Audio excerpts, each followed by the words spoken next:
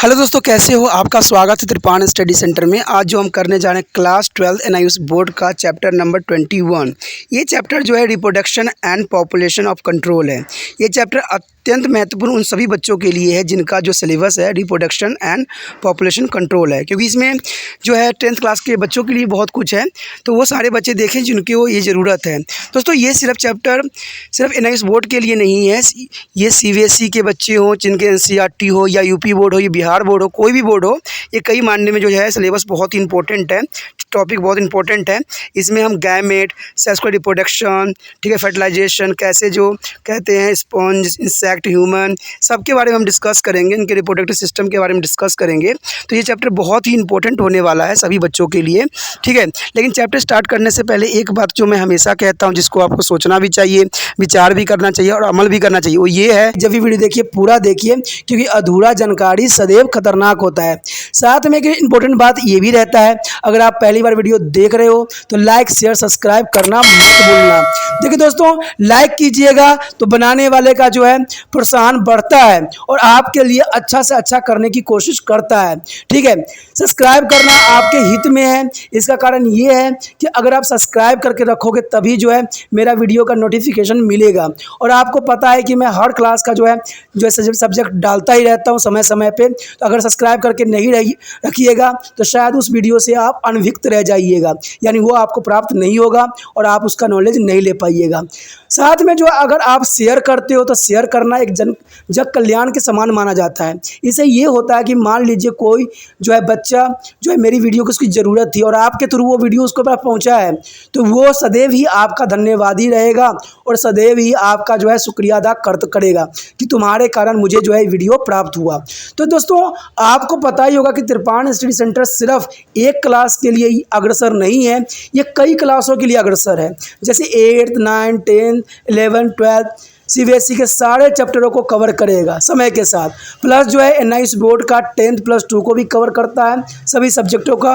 Plus जो है BA Punjab university का जो है फर्स्ट सेमेस्टर से लेकर 6th सेमेस्टर तक 8 सब्जेक्टों को कवर करता है। प्लस जो है एमए के जो है बच्चे ऑन डिमांड जो मुझे करते हैं कमेंट, उनके लिए भी त्रिपाण स्टडी सेंटर जो है अग्रसर है। देखिए दोस्तों, त्रिपाण स्टडी सेंटर इतना बड़ा है, विस्तृत है, तो आपको अभी जो है लाइक शेयर सब्सक्राइब कीजिए और अपने दोस्तों के साथ बांटिए, ठीक है। तो भूलिए मत, ये करना आपका फर्ज है और मेरा कार्य करना है, आपको टॉपिक लेके चलना है। देखिए आज देखते हैं हमारा आज टॉपिक क्या है। Our next topic is fertilization, pregnancy and development of the embryos. There is the most important topic here, friend. There is the fertilization, pregnancy and development of the embryo. There is the fertilization and the implantation. There is the first topic. There are spermatozoids is remain visible. There are female vaginal tract from to 24 to 72 hours. For fertilization, sperm and induced into the female body. One sperm fused with their ovum to a fallopian tube. If the ovules happen to meet a sperm, the two united form to the zygote.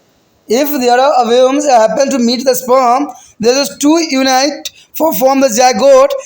13 to 14 days after onset of maturation are most favorable for a conception of pregnancy. The zygote immediately begin to divide and pass down to the fallopian tube to the uterus and fix itself to the walls of uterus. These fixings of the embryos in the walls of uterus is called implantations, and the female is said to be pregnant. Implantation takes place about a week after fertilization.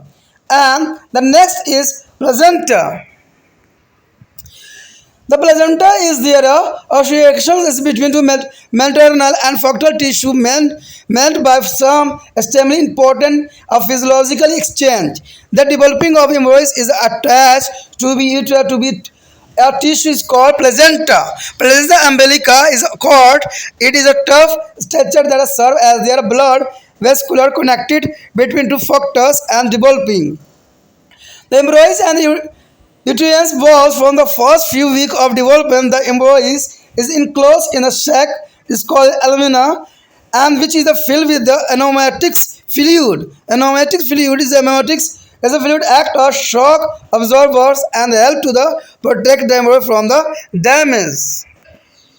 Here show in this picture, here the show on the placenta and there are factors is here, and the will realize of placenta here, endometriums, menotrums, and amniotic fluid is here. The ball uterus is present. There is a most important diagram for a development of the fetus in a placenta.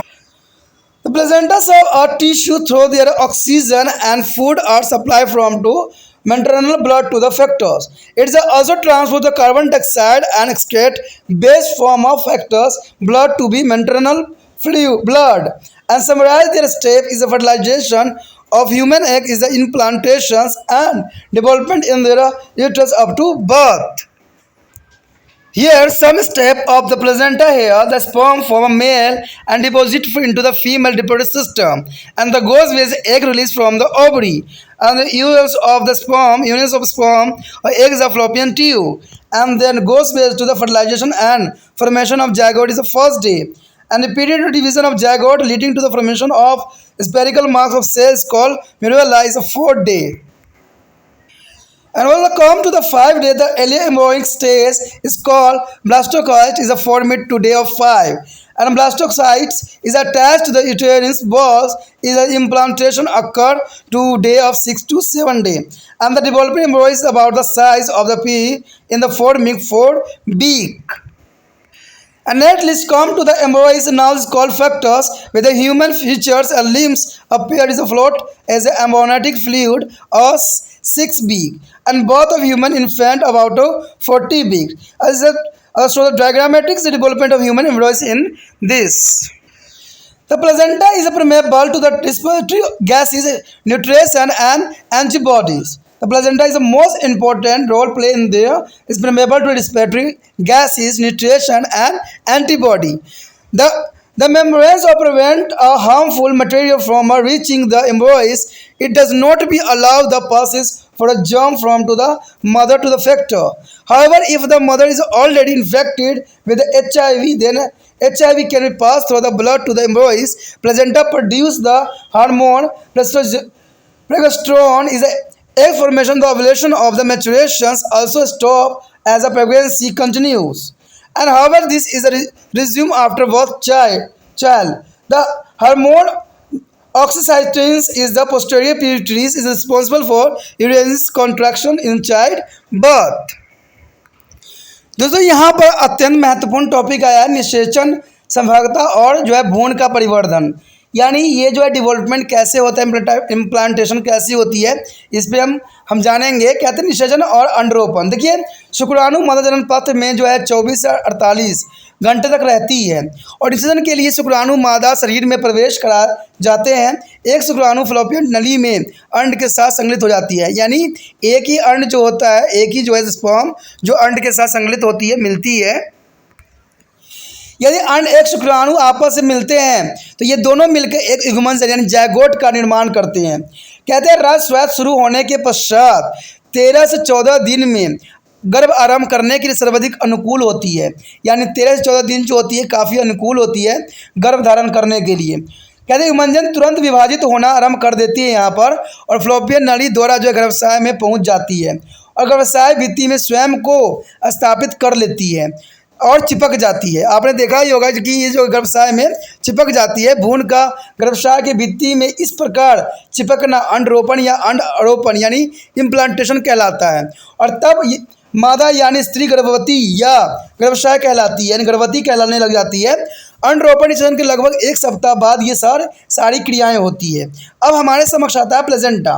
Placenta को जो है हिंदी में अपरा के नाम से भी जाना जाता है, तो इसमें कन्फ्यूज़न होने की ज़रूरत नहीं है। कभी कभी इंग्लिश में वर्ड आता है आप लोगों को प्लेजेंटा, तो कन्फ्यूज़ नहीं होना है, इसको अपरा कहते हैं। शुद्ध हिंदी में इसको अपरा का नाम से ये जाना जाता है। अब देखिए अपरा का जो है बहुत विशेष महत्व होता है, ठीक है, बच्चे को जन्म देने के लिए। कहते हैं अपरा अत्यंत महत्वपूर्ण जो है शारीरिक क्रियाएं संबंधी विनियम के लिए माता और जो है भ्रूण के ऊतकों के बीच का संबंध होता है। परिबंधकारी भ्रूण गर्भाशय से जो है ऊतकों द्वारा जुड़ी हुई रहती है। आपको पता है कि जैसे ही ओवरी जो है ओवरी से रिलीज फ्लोपियन ट्यूब से बाहर आती है तो उसमें जो अंडे के लिए पोषण तत्व, अंडे में पोषण तत्व होता है स्पर्म के लिए, जब वो ख़त्म हो जाती है तो उसको पोषण कहाँ से मिले, तो वो पोषण के लिए जो है अपरा जो उसके जो है जो नाल होती है, आपने देखा होगा जो नाभिक नाल होती है उसमें से एक छोटी सी नली निकल रही होती है जब बच्चों का जन्म होता है, तो उस समय आपको देखने को मिलता है जहाँ डॉक्टर काट के उसको बांध देता है। तो छोटा आपने देखा ही होगा कि लगे हुए रहते हैं। तो ये जो होता है एक ऑक्टोपस की तरह होती है जो कि जाके माँ के किसी भी भित्ति में, ठीक है, चिपक जाती है और वहाँ से जो है ब्लड शेक करके बच्चों को नरिशमेंट करती है, बच्चों को पोषण करती है।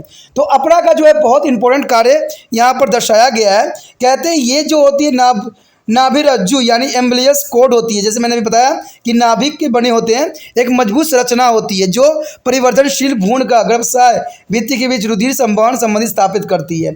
यानी वो चिपकने के बाद क्या करती है, माँ के शरीर से ब्लड जो है वो खींचती रहती है और बच्चे को जो है देती रहती है। तभी बच्चे जब जन्म लेते हैं तो बिल्कुल रेड होता है, क्योंकि उनका जो बॉडी होता है बिल्कुल ब्लड से ही बना हुआ होता है पूरी तरह से।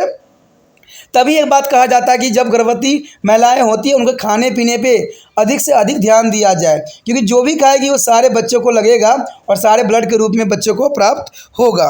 प्रवर्धन के पहले जो है कुछ सप्ताहों से भ्रूण एक थैली में बंद हो जाता है जिसे हम उलब्स यानी एमिनियम्स कहते हैं, यानी एमिनियंस कहते हैं। इसमें अलव तरल या एनियोटिक तरल यानी एमनियोटिक्स फ्लूइड भरा हुआ होता है।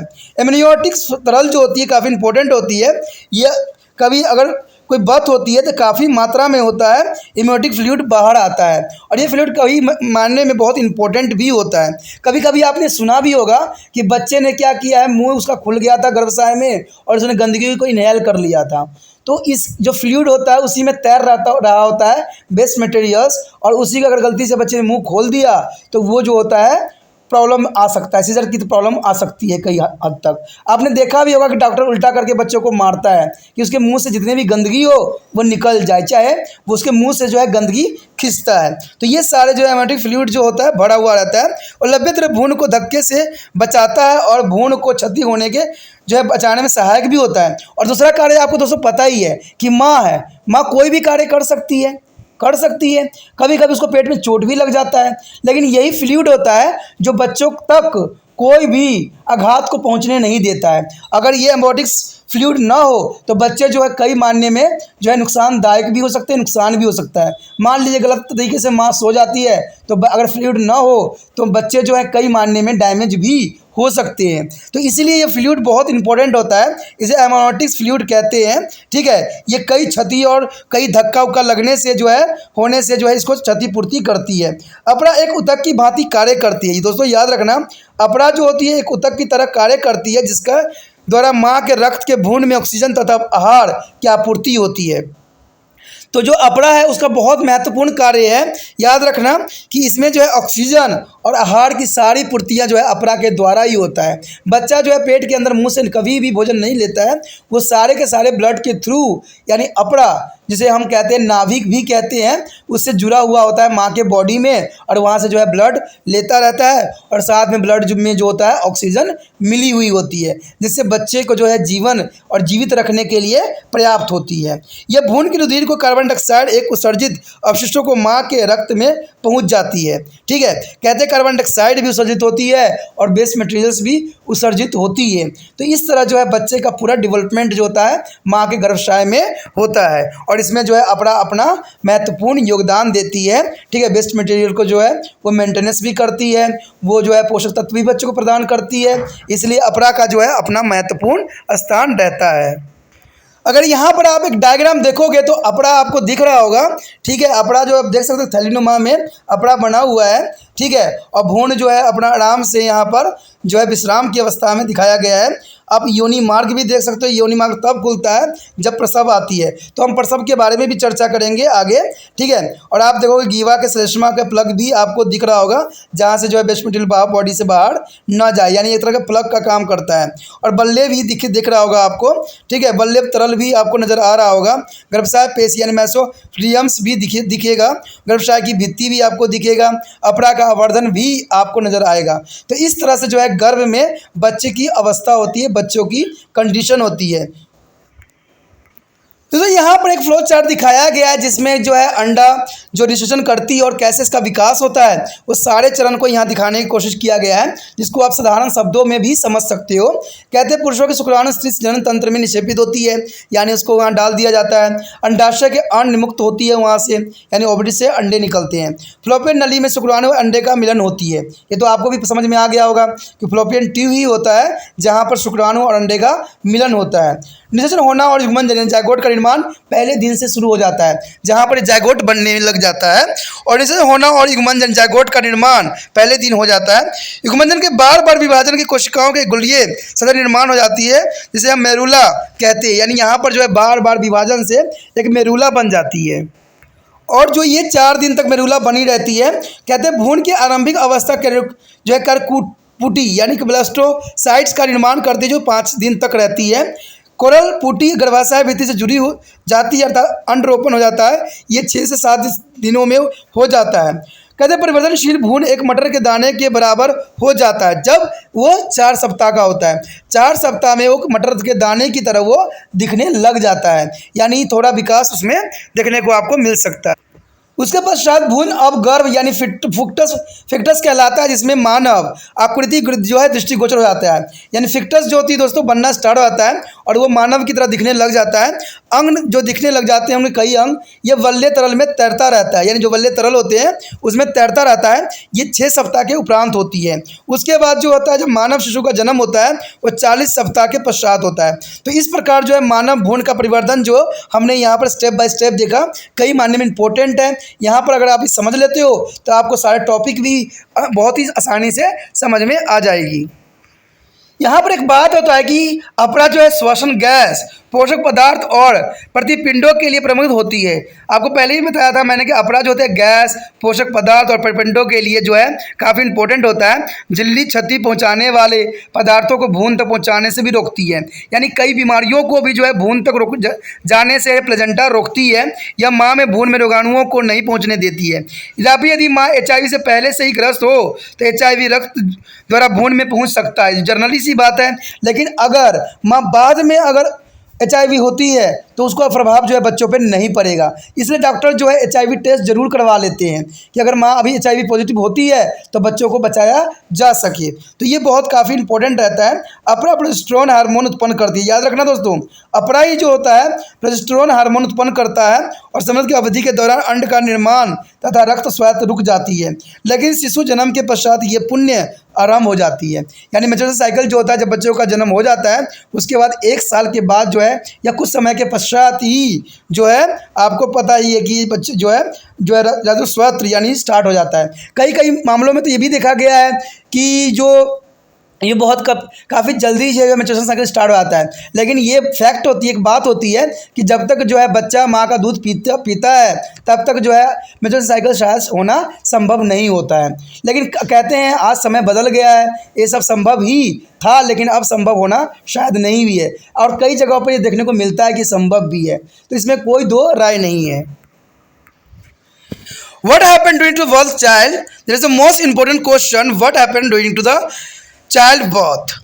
The uterus undergoes through a collection of contraction of outer labor, and the amnios is the breast, and the amniotic fluid is a discharge. The uterus contracts is the vagus spellings, thereby baby. The baby's lungs start to the functionings, and the baby takes the first breath. Their umbilical cord is tie and cut. After the birth, the placenta get a discharge. The breast start to producing of milk. That is the most important fact is a lactation. Lactation means stanpan. The secretion of the milk from the mammary gland is called lactations. Lactations and their period during which a mammary gland secrete a milk is called lactation period. That is called the lactation period.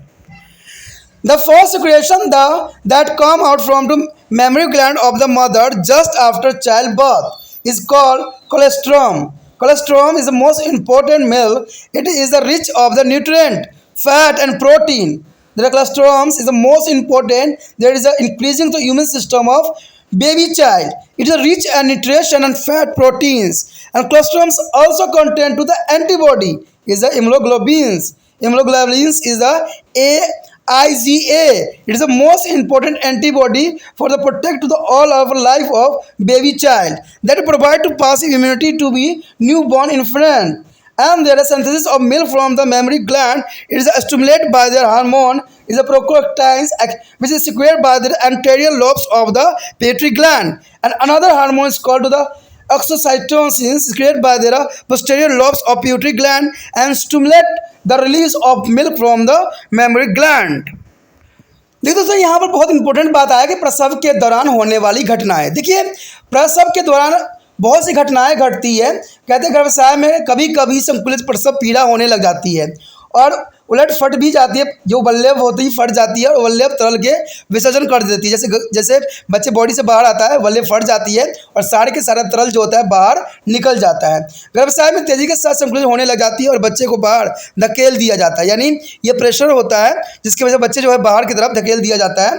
बच्चे के फेफड़े काम करने लग जाते हैं, यानी जैसे बच्चे का बर्थ होता है उसका लंग्स जो है एक्टिव फॉर्म में आ जाता है और वो अपनी पहली सांस जो है बर्थ के दौरान ही लेता है। कहते हैं नाभिक रज्जु को बांध कर काट दिया जाता है, यानी जो प्लेजेंटा से जुड़ा हुआ होता है उसको पहले काट दिया जाता है और जब न्यूट्रिशन नहीं मिल पाता है तो माँ के शरीर को भी जो प्लेजेंटा है वो छोड़ देता है, ठीक है, और बॉडी से बाहर आ जाता है। जन्म के बाद अपरा का भी विसर्जन हो जाता है, यानी अपरा भी जो है बाहर बॉडी से निकल जाता है। माँ के स्तनों को दूध बनने लग जाता है, यानी यहाँ पर जो है मेमरी ग्लैंड यानी जो मेमरी ग्लैंड्स होती है वो एक्टिव हो जाता है और यहाँ से जो है दूध का उत्पन्न होना स्वाभाविक हो जाता है। दोस्तों, यहाँ पर बताया गया है कि स्तन स्वेद यानी लोकोडेशंस मीन्स की है स्तन ग्रंथियों को दूध का स्वेदन निकलना और स्वेद कहलाता है तथा वह अवधि जिसके दौरान स्तन ग्रंथियों में दूध का स्वेद होने लग जाता है उसके हम स्वेद काल कहलाता है। बच्चों के जन्म के बाद माँ की स्तन ग्रंथियों से निकलने वाले पहला दूध बहुत ही इंपॉर्टेंट होता है, जिसको हम नवसंत्र कहते हैं, जिनमें प्रचुर मात्रा में पोषक वसाएं और प्रोटीन भरा पड़ा होता है। नवस्तन में जो है प्रतिरक्षा इम्यूनोग्लोबुलिन्स यानी AIgA भी होता है जो नवजात शिशु को निष्क्रिय प्रतिरक्षा प्रदान करता है। कहते हैं माँ का पहला पीला दूध जो बच्चों के लिए अमृत के समान होता है। पहले के समय में इसको फेंक दिया जाता था जो कि गलत था, लेकिन आज के समय में डॉक्टर भी प्रोवाइड्स करते हैं कि माँ के जो है पहला दूध गरा होता है उसको बच्चों को जरूर पान करवाना चाहिए, क्योंकि इसमें सारे न्यूट्रिशन पदार्थ होते हैं और कई मायने में एंटीबॉडी होते हैं जो उनको जीवन भर जो है बीमारियों से लड़ने के लिए सक्षम बनाते हैं। इसलिए माँ का पहला दूध बच्चों के लिए अत्यंत महत्वपूर्ण होता है।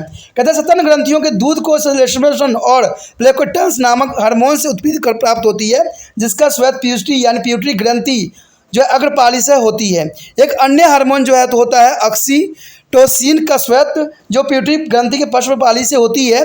यह हार्मोन स्तन ग्रंथि को दूध निकालने के लिए उद्दीपित करती है, यानी वो जो है दूध निकालने के लिए प्रेरित करती है। साथ ही बच्चों के जन्म के लिए भी गर्भाशय संकुचन में काम आती है, यानी जो अगर ऑक्सीटोसिन देखोगे तो ये दूध उत्पन्न के लिए जो है ग्रंथि को उकसाता है, ठीक है, और ये कई मायने में जो है गर्भाशय का संकुचन करने में भी काम आता है। The next topic is how twins are produced. Usually only one ovule is released by one ovary in every reproductive cycle. If this is the ovule receive a sperm and get fertilized one baby by born to the mother, but sometimes two eggs may be released and fertilized by two different sperm. Such a sibling are called fraternal twins, and who may be brother and sister, या brother or sister. But in the content case, only one egg is released and get fertilized. After this, it is divided into two, and their two cell is separate and start developing is independently into two separate individuals. There is identically as the respect all is identically twins, and there is a way for the same sex. There is the next type is a semesis twins. There are twins is produced from one egg which failed to separate are called semesis twins. The first case of semesis twins was the twins baby born in the Chinese mother in the Sima. There are now Thailand is a 1811. 1811 this were joined at the thoracic region, and these twins lived up to on age of 65 years. The semesis twins as a sometimes is a surgical separated, however it is depending upon their extent of their joining. दोस्तों यहाँ पर अत्यंत महत्वपूर्ण topic आया है, जुड़वा बच्चे कैसे पैदा होते हैं। अब देखिए जुड़वा बच्चे कैसे पैदा होते हैं ये भी आपको समझना अत्यंत महत्वपूर्ण है। लेकिन जुड़वा से बात मुझे याद आया कि आपको एक बात बतानी थी कि त्रिपाण सेंटर जो है आपको बार बार यही बात कहता है कि अगर ये वीडियो अच्छा लगता है तो दूसरे बच्चों तक भी आप पहुंचने में जो है त्रिपाण सेंटर को हेल्प कीजिए। और ये हेल्प आप कर सकते हो, क्यों? क्योंकि आप ही वो जरिया हो जिसके थ्रू जो है मैं आगे पहुंच सकता हूं उन बच्चों तक जिनको इस वीडियो की ज़रूरत है। दोस्तों देखिए, अब आपने भी फेस किया होगा कि आप अगर हिंदी मीडियम के बच्चे रहते हो, अगर आप मेडिकल ले लेते हो तो आपको टीचर बार बार परेशान करने लग जाते हैं कि बच्चे आपसे नहीं होगा, आप हिंदी मीडियम में थे, आप नहीं कर पाओगे। लेकिन ऐसा संभव नहीं है। त्रिपाण सेंटर जो एक ही बात जानता है कि जो बच्चे मेहनत करना जानते हैं उनके लिए हिंदी और इंग्लिश का कोई मान्यता नहीं होती है। चाहे उनका प्रोनाउंसिएशन जैसा मर्जी हो, वो आगे चल के बहुत ही अच्छा और जो है बहुत सुलझे हुए डॉक्टर बनते हैं या बहुत सुलझे हुए व्यक्ति बन जाते हैं। तो इसे त्रिपाण सेंटर जो है उन बच्चों तक पहुंचना चाहता है जिनको ये वीडियो की ज़रूरत है, जिनको हिंदी के साथ इंग्लिश में भी समझाया जाए, जिनको उनके अपने लैंग्वेज में जैसे वो बोलते हैं वैसे बोलने के लैंग्वेज में हो तो उनको काफ़ी कुछ समझ में आएगा। तो इसीलिए जो है ये वीडियो बनाई जाती है, उनके ही लैंग्वेज में बनाई जाती है जो कि साधारण होती है। ये मैं जानता हूँ कि ये वीडियो उन बच्चों के लिए नहीं काम की है जो बहुत हाई फाई होते हैं, ठीक है, जिनको जो है इंग्लिश एक वर्ड बोलते हैं या दो वर्ड समझ ही नहीं आता है। तो ऐसा इंग्लिश नहीं है, साधारण नहीं है। बेशक ये प्रोनाउंसिएशन में प्रॉब्लम रहती है बट ये आपको समझ में अच्छा आएगा, ठीक है। तो आपको जो है इस वीडियो को उन बच्चों तक पहुंचाने में त्रिपाण सेंटर को हेल्प करना है जिन बच्चों को ये वीडियो की ज़रूरत है। और मुझे विश्वास है कि अगर आप देखोगे वीडियो तो ज़रूर इसको व्हाट्सएप स्टेटस पे लगाओगे, क्योंकि मैं जानता हूं कि जो बच्चे मेरे साथ जुड़े हुए होते हैं वो त्रिपाण सेंटर के जैसे ही होते हैं और उनके अंदर भी अच्छे विचारधारा होता है और वो जो होते हैं अच्छे कार्य करने में सदैव ही अग्रसर होते हैं। तो मुझे पता है कि वीडियो ख़त्म होने के पश्चात आप ज़रूर इसको व्हाट्सएप पे जो है कॉपी करोगे, क्योंकि जब मैं स्टेटस यहाँ पर देखता हूँ तो मुझे मैक्सिमम यही देखने को मिलता है कि ये व्हाट्सएप स्टेटस से आगे फॉलो आउट हुआ है। तो इसका मतलब है कि आप जो है मेरी बातों को समझते हो, सोचते हो और अमल भी करते हो। तो ये बहुत अच्छी बात है और आने वाला समय में आपके हेल्प के लिए त्रिपाण सेंटर जो है केमिस्ट्री फिजिक्स की भी सोल्यूशन साथ में लेके आएगा, क्योंकि जैसे ही टॉपिक हमारा ख़त्म हो जाएगा, पूरा जो है ना इसकी बोर्ड के जितने भी सिलेबस है ख़त्म हो जाएगा, आपको हम फिजिक्स और केमिस्ट्री के भी स्टार्ट कर देंगे। तो आप इसके लिए क्या करना है आपको पता ही है कि त्रिपाण सेंटर को सब्सक्राइब करके रख लीजिए। सब्सक्राइब करके रखोगे तभी जो है आपको फिजिक्स और केमिस्ट्री के भी जो है नोट्स मिलेंगे और उससे बना जुड़ा हुआ वीडियो भी आपको प्राप्त होगा और आपको समझने भी काफ़ी हद तक आसान रहेगा। तो सोचना नहीं है, विचार नहीं करना है। जैसे आप जाओगे व्हाट्सएप स्टेटस पे जो है इसका लिंक को कॉपी कीजिए यूट्यूब से और यहाँ जो है व्हाट्सएप स्टेटस पे लगा दीजिए 24 घंटे के लिए, जिससे दूसरे बच्चों को भी प्राप्त हो सके। तो हम आ जाते हैं दोस्तों यहाँ पर जो जुड़वा बच्चों के कैसे पैदा होते हैं। देखिए ये भी बहुत बड़ा प्रश्न है कि जुड़वा बच्चे पैदा कैसे होते हैं। सामान्यतः एक अंडाशय प्रत्येक जन्म चक्र में केवल एक ही अंडा निमुक्त करती है। तो आपको समझ है कि एक ही अंडा का जो है वहाँ पर फर्टिलाइज होती है, ठीक है, फ्लोपियन ट्यूब में एक ही अंडा जो है जाता है। लेकिन कभी कभी क्या होता है, यदि एक अंडा केवल एक शुक्राणु से मिलता है और इसका निषेचन हो जाता है तो माँ का केवल एक ही शिशु को जन्म देती है। लेकिन कभी कभी ये 2 अंडे निमुक्त हो जाती है, ठीक है, कभी कभी 2 अंडे भी विमुक्त हो जाते हैं और एक अलग अलग शुक्राणु द्वारा निषेचन हो जाती है। कभी कभी आपने देखा होगा कि माँ के घर में 2 बच्चे जन्म ले लेते हैं या कभी कभी चिपके हुए भी होते हैं। तो बहुत कंडीशन होते हैं। मान लीजिए ओवरी से 2 अंडा रिलीज हो गया है और यहाँ आपको पता है कि स्पर्म जो होता है करोड़ों में होती है।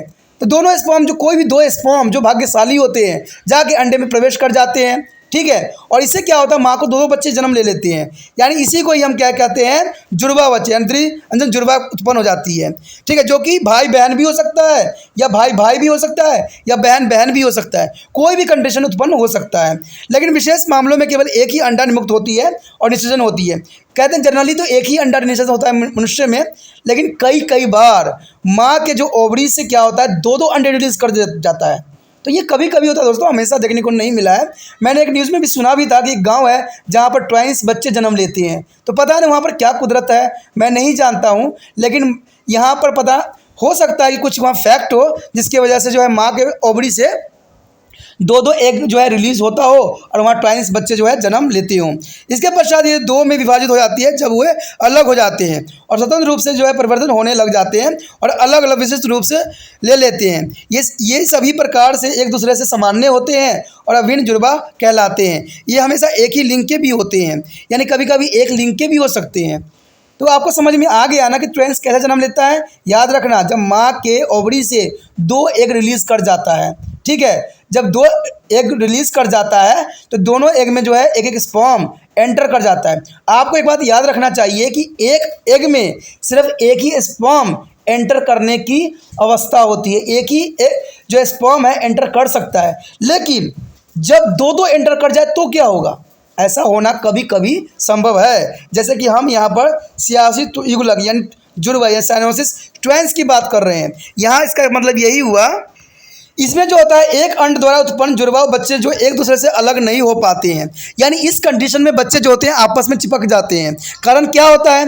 अंडा एक होता है, एक जो होती है ओवरी से एक रिलीज होती है, और यहाँ पर क्या होता है कि दो दो स्पर्म एक ही अंडे में चले जाते हैं। लेकिन आपको बता दूं कि ये एक्सेप्शनल केस होता है। कई मायने में जब एक स्पर्म एंटर कर जाता है ना तो उसकी दीवार जो होती है थिक हो जाती है और किसी और स्पर्म को एंटर होने ही नहीं देता है। लेकिन जैसे ये कंडीशन तब पैदा होती है जब मान लीजिए कि एग है और एग में क्या हुआ, एकाएक दो दो स्पर्म एक साथ एंट्री कर गया हो। जैसे आप क्या करते हो, स्क्रीनशॉट लेते हो ना, तो स्क्रीनशॉट में अगर अलग अलग लोगे तो स्क्रीनशॉट ही नहीं होता है। जब एक ही साथ दोनों दबाओगे और कंडीशन सही रहेगा तो क्या होता है, स्क्रीनशॉट हो जाती है। तो वैसा ही होता है कि दो स्पर्म जो होती है ना दोस्तों एक साथ ही एंट्री कर जाती है। और जब एक साथ एंट्री करेगा तो आपको पता है क्लीवेजिंग भी एक साथ होगा। तो कई मायने में ये बच्चे जो होते हैं आपस में जुड़ जाते हैं, क्लीवेजिंग होगा, बहुत नाजुक अवस्था होती है, तो भाई आपस में जुड़ना तो संभव हो ही जाएगी। तो यही बात आपको देखने को मिलेगा कि जुड़वा बच्चे जो एक दूसरे से अलग नहीं हो पाते हैं, इसे हम सियासी युगल या जुड़वा कहलाते हैं। सियासी बच्चों का पहला मामला जो है सीएम में एक चीनी माँ के जुड़वा लड़के के रूप में सन 1811 में सामने आया था। ये वक्ष क्षेत्र से जुड़े हुए थे, यानी सीने के क्षेत्र से जुड़े हुए थे। ये जुड़वा बच्चे 65 वर्ष तक जीवित रहे। सियासी जुड़वे कभी कभी शल्य क्रिया द्वारा अलग भी किए जा सकते हैं, या जुड़वा सीमा जो है डिग्री पर निर्भर करती है। कभी कभी इनके सर भी जुड़े हो सकते हैं, कभी कभी इनका हाफ बॉडी भी जुड़े हुए हो सकते हैं, या कभी कभी आपने देखा होगा कि एक बॉडी में दूसरा बच्चा भी लटकता हुआ नजर आता है। बहुत सी न्यूज़ में बातें दिखाई जाती है। तो ये जो होती है दोस्तों सियामी युग्मक की वजह से, यानी साइनोसिस ट्वाइंस की वजह से होती है। तो आपको दोनों कंडीशन जो है बहुत विस्तृत तरह से समझ में आ गया होगा। The new medical techniques in a reproduction. There is a most important topic here. The new medical techniques. There are many new medical techniques in the field of the reproductions to be help interfertile males and female produce of babies. Some of these are given here. First of all is a test tube babies. Test tube babies is a generally in a sometime, and some women is the oviduct is a fallopian tubes are blocked. This prevent to the ova from begin to fertilized. The problems can be overcome by the test tube baby techniques. In these techniques, one or more ripple oval to the sect from the humans. The ovaries use a special syringe and this oval to place in the dish containing sperm from her male partner under optimum conditions for a new hair. Sperm fertilize the ova which is from embryos. One embryo is inserted into a human as itra, and where is the chance it will be implant and develop into the baby. There is the most importance of test tube baby here. The artificial inseminations here. The humans semen can be rapidly frozen using to liquid nitrogen and stored to sperm a bank for several years without losing its fertilized condition. It is a throw there is introduced into a human by means of syringe at the time when the ovulations take place. This is called artificial insemination. There is artificial insemination is the most important for today. In some humans, ovaries fail to develop a Graafian fossil needs to release ribs ovum into their reproductive tract. Then a fertility drugs. This fertility drug is the most important for the human. It is a female, and it's now possible to artificially stimulate fossils is a production by injected Satirize women with the fertility drugs containing FSH, follicle stimulate hormone obtained from the animals. The fertility drugs is the most important for the females and the graphene follicle tubes. कहते हैं दोस्तों यहाँ जनन में नई चिकित्सा तकनीक, कहते हैं नए जो तकनीक आ गई है वो कई मानने में आज के समय में बहुत ही हेल्पफुल है, क्योंकि ये तकनीक बहुत ही इम्पोर्टेंट है। कहते हैं आज जनन के क्षेत्र में कई नई नई चिकित्सा तकनीकी उपलब्ध है जिनकी सहायता से जो है पुण्य संतानहीन जनन अक्षय यानी इंटरफेरेटरी पुरुष अथवा बांझ स्त्री तथा शिशु उत्पन्न कर सकते हैं, जिसमें कुछ नीचे दिए गई। देखिए दोस्तों इसमें यही होता है कि जो कोई भी स्त्री हो या पुरुष हो, अगर वो फादर बनने की क्षमता और माँ बनने की क्षमता खो दिए हैं, फिर भी ये टेक्निक जो है उनके लिए बहुत ही फ़ायदेमंद है। और इससे क्या होता है कि वो जो है अपने ही ब्लड जो है रूप में अपने संतान की उत्पत्ति कर सकते हैं। तो ये बहुत इंपॉर्टेंट टेक्निक है। ये टेक्निक आज की नहीं है, बहुत पुरातन समय की है, ठीक है। और ये टेक्निक बहुत इंपॉर्टेंट भी है। आप लोगों को लगता हो कि IVF टेक्निक आज के समय में है, लेकिन ऐसा नहीं है। अगर आप पुरातन समय के इतिहास देखोगे तो वहाँ पर कई जगहों पर इसका वर्णन और चर्चा जरूर मिलेगी। तो कहते हैं ये टेक्निक उन माताओं के लिए खुशखबरी की बात रहती है जो कि अपने संतान की उत्पत्ति नहीं कर सकते हैं, लेकिन इस मेथड द्वारा वो संतान की उत्पत्ति भी कर सकते हैं और मातृ सुख भी प्राप्त कर सकते हैं। और यही बात फादर के ऊपर भी आता है। मान लीजिए अगर फादर के कोई प्रॉब्लम है, अगर वो पिता बनने की क्षमता खो रखे हैं, तो इस तकनीक के द्वारा जो है वो पिता भी बन सकते हैं, ठीक है। तो कहते हैं इसमें सबसे पहले तो आता है प्रखनली शिशु, टेस्ट ट्यूब बेबीज। कहते हैं कुछ महिलाओं में जो है फ्लोपियन नाली का अवरुद्ध हो जाती है, यानी उसमें रुकावट आने लग जाती है, जिसके कारण अंडे का निषेचन नहीं हो पाता है, यानी अंड जो है वहाँ से रिलीज नहीं कर पाता है। किसी कारणवश हो सकता है, कई कारण हो सकते हैं। इस समस्या के निदान जो है प्रखनली शिशु तकनीक की सहायता से किया जा सकता है। तो इसका मतलब यही है कि टेस्ट ट्यूब बेबी तकनीक से जो है उसको जो है माँ बनाया जा सकता है। इस तकनीक में स्त्री अंडाशय में एक या अधिक परिव्यक्त अंडे का विषय सिरिंज के द्वारा खींचे जाते हैं और इन अंडों को स्त्री के पुरुष स्थायी शुक्राणु के साथ एक डिस्क में अनुकूलता परिस्थिति में कुछ घंटों के लिए रख दिया जाता है। जो शुक्राणु अंडों का निषेचन करती है और इसे एक भ्रूण निर्मित होती है, तब इस भ्रूण को स्त्री के गर्भाशय में प्रवेश कराया जाता है जहां पर इसके आरोपित होने की संभावना होती है। तब पश्चात ये एक जो है शिशु के रूप में परिवर्तित हो जाती है। दोस्तों अगर सिंपल लैंग्वेज में इसको समझे तो कोई बड़ी बात नहीं है। इसमें ये होता है कि अगर डोनर कोई भी स्पर्म्स होते हैं या फादर के हों, अपने ही फादर के हों, तो उसको क्या किया जाता है, एक प्रखनली में, ठीक है, जो स्त्री के एग होता है उसको निकाल के जो है प्रखनली में इसको डेवलपमेंट की जाती है। इसमें औरत भी डोनर हो सकती है, इसमें कोई दो राय नहीं है। तो उस प्रखनली में क्या किया जाता है, स्पर्म को मिलाया जाता है आपस में। जब ये जायगोट के फॉर्म में आ जाते हैं, छोटे फॉर्म में आ जाते हैं, तो इसको सिरिंज से जो होता है माँ के गर्भ में स्थापित कर दिया जाता है, जिससे ये क्या होता है धीरे धीरे इसमें क्लेविजिंग होकर ये गर्भ धारण कर लेता है, गर्भ बन जाता है और ये जो है प्लंजर के थ्रू अपना उसी माँ से ब्लड लेता है। यानी देखा जाए तो टोटली रूप से ये माँ के ही उत्पन्न हुए संतान होता है, ठीक है। क्योंकि बेशक इसको बाहर से इसको स्थापित किया गया है, लेकिन माँ ही जो है 9 महीने गर्भ में रख के बच्चे को पालेगी और अपना सारा न्यूट्रिशन देगी।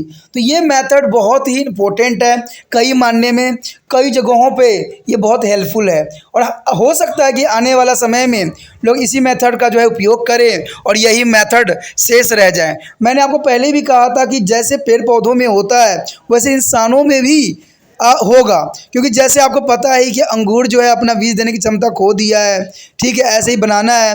तो सेम कंडीशन इंसानों में भी हो रहा है। इंसान भी जो है जन्म देने की क्षमता खो रहे हैं। कारण क्या है, आज की जो है इतनी कहते हैं भागम भाग जो समय आ गया है, उसमें जो है औरतें भी बहुत कामों में व्यस्त रहती है और जिनके वजह से इनके भी कई क्षति पहुँच रही है। इनके जो है मैच्योरेशन साइकिल भी डिस्टर्ब हो रहे हैं, क्योंकि ये भी आज पुरुषों के समान कार्य करने में सक्षम हो चुके हैं। तो कहते हैं कुछ अगर आप पाओगे तो कुछ आपको खोना भी पड़ेगा। तो यही रूल यहाँ पर भी लागू होती है। लेकिन चलिए कहते हैं अगर एक चीज़ हमारा खोता है दूसरा चीज़ हमें प्राप्त हो जाती है। तो कृत्रिम विधि प्राप्त हुआ है, इससे जो है हर एक औरत जो है माँ बनने की सुख प्राप्त कर सकती है जिनके बच्चे जन्म नहीं ले पा रहे हैं। कृत्रिम जो है सुक्रेशन यानी आर्टिफिशियल सेमिनेशन, देखिए इसमें यही होता है कि मानव शुक्र को तरल नाइट्रोजन सहायता से शीघ्रतापूर्वक जमा कर शुक्राणु बैंक यानी स्पर्म बैंक बनाया जाता है। जैसे ब्लड बैंक होता है, ठीक है, जिसमें ब्लड को सेव करके रखा जाता है। सेम यहाँ पर जो होता है, कोई डोनर स्पर्म दिया है तो उसको स्पर्म को कई महीनों कई सालों तक रखा जा सकता है। इसके लिए उनको फेवरेबल कंडीशन देने पड़ते हैं। इसी को हम कृत्रिम शुक्र शोषण कहते हैं, यानी आर्टिफिशियल जो है इंसेमिनेशन कहते हैं। ठीक है, यह कई वर्षों तक संग्रहित करके रखा जा सकता है। यह कई वर्षों तक जनन क्षमता बना रहता है। प्रयोग में लाने के लिए से पहले जो है हिम द्रवित किया जाता है, यानी इसको हिम द्रवित कर दिया जो जमा हुआ होता है, तो इसको क्या करते हैं, सिंपल लिक्विड फॉर्म में स्पर्म को लाया जाता है। फिर एक स्त्री गर्भाशय में एक सिरिंज द्वारा उस समय प्रविष्ट कराया जाता है जब अंड त्याग हो रहा होता है, यानी जब अंड जो बन रहा होता है, जब फर्टिलाइजेशन का समय होता है, तो ये जो है सिरिंज से स्त्री को गर्भाशय में स्थापित किया जाता है और इस विधि को कृत्रिम शुक्राणु कहते हैं।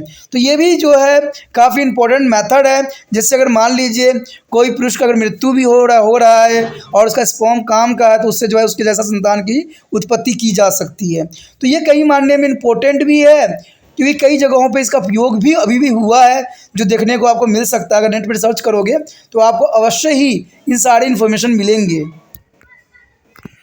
उसके पश्चात है उर्वरता औषधियाँ। देखिए फर्टिलिटी ड्रग्स।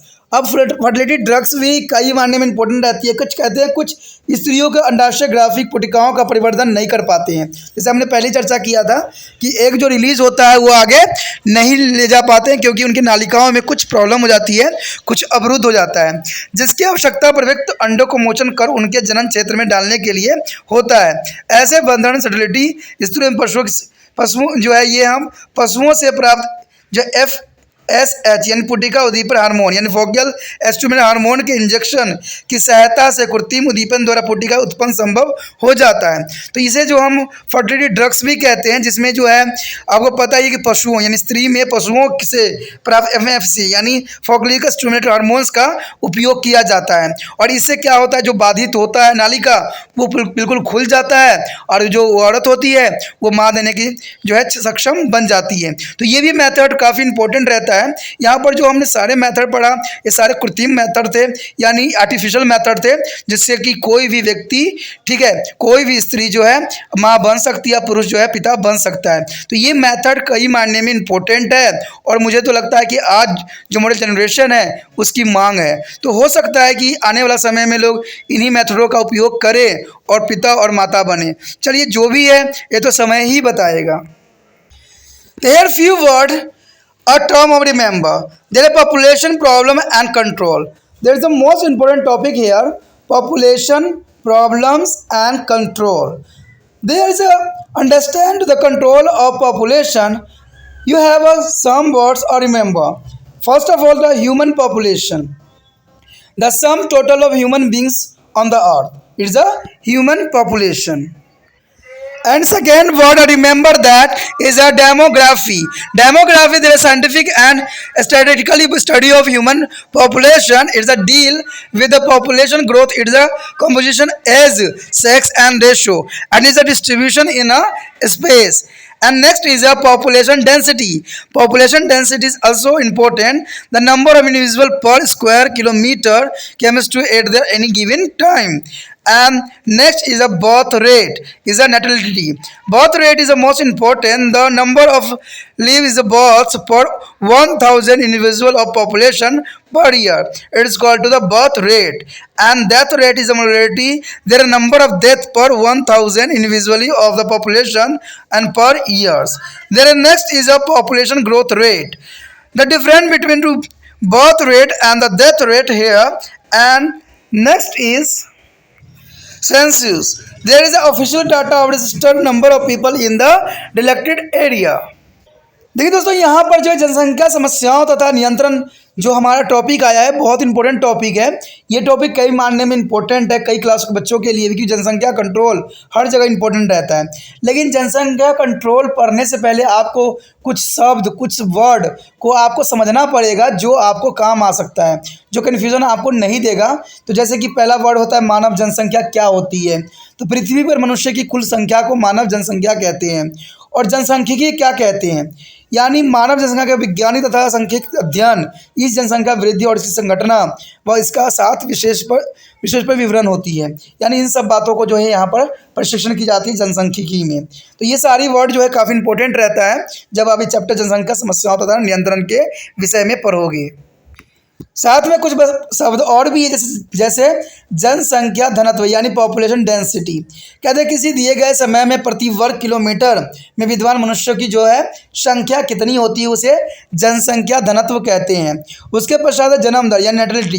देखिए जनसंख्या के 1000 व्यक्तियों में प्रति वर्ष जन्म लेने वाले जीवित शिशुओं की संख्या को जो है नॉमिनलिटी कहते हैं, जन्म दर से रिप्रेजेंट किया जाता है। उसके पश्चात है मृत्यु दर यानी मोर्टेलिटी। देखिए मृत्यु दर यही आता है कि जनसंख्या के 1000 ठीक है व्यक्तियों में प्रति वर्ष मरने वाले व्यक्तियों की संख्या को हम मोर्टेलिटी कहते हैं। उसके पश्चात जनसंख्या वृद्धि दर। देखिए जन्म दर व मृत्यु दर का अंतर उसे हम जनसंख्या वृद्धि दर कहते हैं, यानी दोनों में क्या अंतर है। उसके बाद है जनगणना।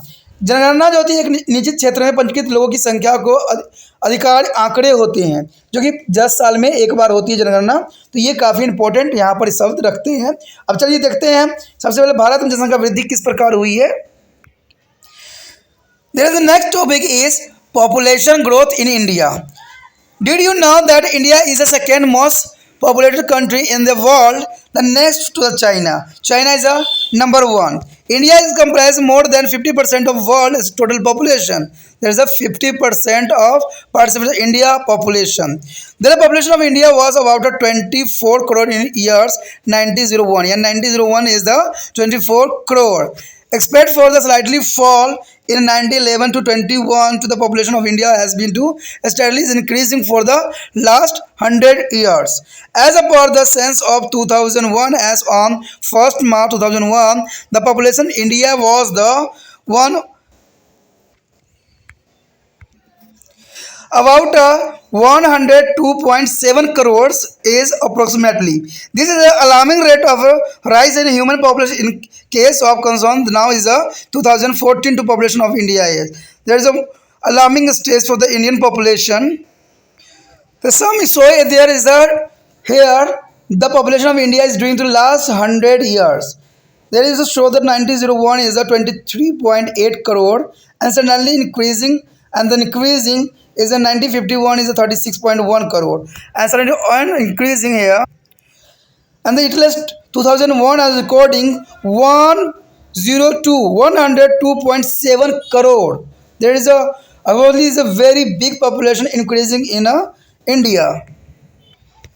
तो अगर देखा जाए तो यह भारत में जनसंख्या वृद्धि जो है एक बहुत बड़ी चिंता का विषय बन गया है। देखिए जनसंख्या बढ़ना किसी देश के अर्थव्यवस्था के लिए भी खतरनाक होती है, क्योंकि जनसंख्या जैसे जैसे बढ़ती जाएगी वैसे वैसे आवास का क्षेत्र भी घटता जाएगा, कृषि के क्षेत्र भी बर्बाद होते चले जाएंगे। तो ये सारे चीज़ें जो है बहुत बड़ा विडंबना होती है। कहते हैं जनसंख्या नियंत्रण रखना कई मायने में इम्पोर्टेंट भी होता है और देश के लिए भी ज़रूरी होता है। और देश के ज़रूरी की बात तो दूर की बात है, अगर आप अपने परिवार में अच्छे से बच्चे को पालन पोषण करना चाहते हो तो इसलिए भी जनसंख्या नियंत्रण होना अत्यंत महत्वपूर्ण है। मान लीजिए कि बच्चा अगर किसी के पास 5 बच्चे हैं तो उनको 5 बच्चों का पालन पोषण करना एक माता पिता के लिए बहुत ही मुश्किल टास्क होता है। लेकिन अगर वही 2 बच्चे हों तो कई मायने में आप उनको हर एक सुविधा हर एक सुख से जो है आप उसको दोगे। तो ये चीज़ें बहुत काफ़ी इंपॉर्टेंट हो जाता है। देखिए जनसंख्या देश की जनसंख्या तो बाद में डिपेंड करेगी, पहले कहते हैं बच्चों को सही स्वस्थ होना चाहिए और जो है उनका सही मार्गदर्शन भी होना चाहिए। पहले के समय में लोग अधिक बच्चे जन्म इसलिए दिया करते थे क्योंकि उनको बचने का चांसेस बहुत कम होता था, क्योंकि वहाँ उस समय मेडिकल फैसिलिटी उपलब्ध नहीं थी। लेकिन आज के समय में इतने मेडिकल फैसिलिटी उत्पन्न हो गई है जो है किसी भी नवजात शिशु को बचाना बहुत ही आसान हो जाता है। ठीक है, कहते हैं आज के समय में अगर व्यक्ति किसी की मृत्यु हो रही है तो किसी कोई कारण यही होता है कि उनका खुद का ही कारण होता है। ठीक है, प्राकृतिक रूप से वो नहीं होते हैं। ठीक है, क्योंकि प्राकृतिक ऐसा कुछ भी रूल रेगुलेशन नहीं बना रखा है। देखिए कोई बीमारी बंदा मरता है, एक्सीडेंट से मर रहा है, कोई बीमारी से मर रहा है जो कि उसकी अपनी गलतियों से हो रहा है। ठीक है, कई चीज़ों की वजह से ये आज के लिए खतरनाक सिद्ध हुआ है। तो यही बात है जनसंख्या बढ़ने की कि लोग जो है अभी शिक्षित नहीं हुए हैं अच्छे से। कहते हैं भारत बेशकली कहते हैं कि बहुत शिक्षित है, होता जा रहा है सब जगह जो है, यहाँ पर सभी जो है आजकल मंत्री भी शिक्षा पर जो ही राजनीति कर रहे हैं कि हमारा शिक्षा सबसे सर्वश्रेष्ठ है। दोस्तों शिक्षा सर्वश्रेष्ठ तब होता है जब जो बच्चा पढ़ रहा है उसको समझदार हो जाए और समझ उसमें आ जाए, तब मतलब है कि समझा है। अगर आप देखिएगा कोई भी बच्चा कोई भी स्कूल से उठा लीजिए, देखना उसके कितना ज्ञान है ये आपके समक्ष ही होगा। या आपके घर में बच्चे पढ़ रहे होंगे, उनको देखना कि उनको क्या 10वीं क्लास में क्या वो स्वयं लेटर लिख पा रहे हैं। तो आप देखना कई बच्चे जो होंगे लेटर लिखने में सक्षम भी नहीं होंगे और वो 10th क्लास में होंगे। तो ऐसा पढ़ाई होने की क्या मतलब है। हम बच्चों को पढ़ाते हैं कि जो लड़का होना लड़की होना ये फादर पे डिपेंड करता है, लेकिन आगे चल के वही लड़का जो होता है अपनी पत्नी को मार रहा होता है, कहता है तेरे वजह से प्रॉब्लम आ रहा है, तेरे वजह से प्रॉब्लम है कि लड़का जन्म नहीं ले रहा है। तो ये सारी विडम्बना क्या है। कहते हम पढ़े लिखे अनपढ़ हो चुके हैं, हमें सब ज्ञान है लेकिन फिर भी हम आंख बंद कर लिए हैं, वही शुतुरमुर्ग की तरह कि जो दुश्मन हमारे पीछे पड़ा हुआ है और हमने आंख बंद कर लिया है कि शायद वो हमें नहीं देखा, लेकिन पता नहीं कि उनको समझ नहीं है कि शिकार तो आ ही रहा है उनको झपटने के लिए। तो ये सारी चीज़ें बहुत काफ़ी इंपॉर्टेंट यहाँ पर बात रखता है जो ज़रूरी भी है। तो ये बात जो है जनसंख्या पे भी उठती है कि आप जानते हैं कि भारत संसार में चीन के बाद सर्वाधिक आबादी वाला दूसरा देश है। भारत की आबादी विश्व की आबादी का 15% है।